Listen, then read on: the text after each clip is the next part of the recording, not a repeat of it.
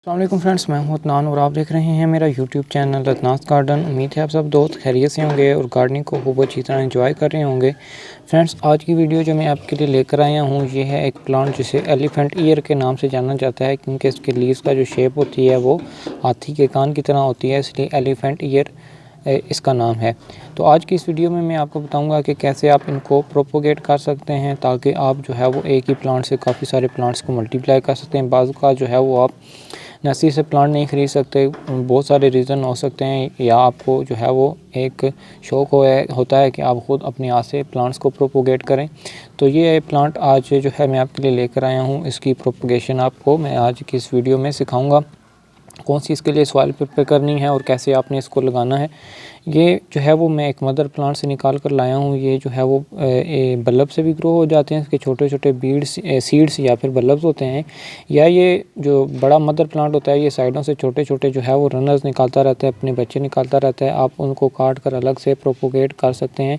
ये आप देख सकते हैं इसने रूटिंग जो है वो शुरू की हुई है। ये बेस्ट है इसको ग्रो करने के लिए, और इसको टाइम जो बेस्ट टाइम रहता है ग्रो करने का वो आफ्टर विंटर्स स्प्रिंग सीज़न है, फरवरी मार्च का मंथ, और दूसरा महीना जो है वो आपके पास जो है वो जुलाई अगस्त का आता है, जब मानसून अपने पीक पर होता है।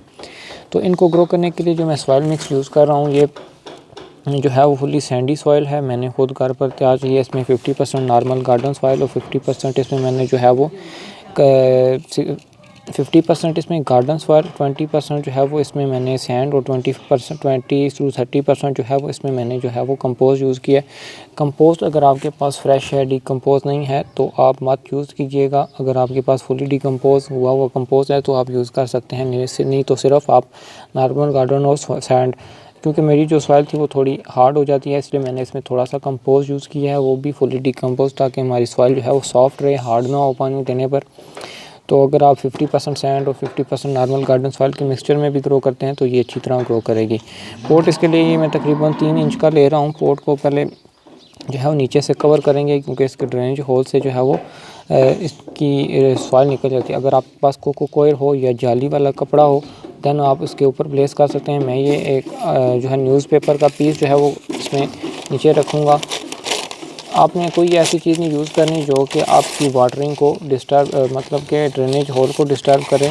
अगर आप पानी दें तो वो पानी आपका पोट में खड़ा रहे, ये क्योंकि होते हैं कागज़, और ये कुछ टाइम बाद जो है वो डिकम्पोज हो जाते हैं। इनमें से जो है वो नीचे से ड्रेनेज होल में से पानी निकलता रहता है। अभी पोट में मिट्टी को फिल कर लेते हैं।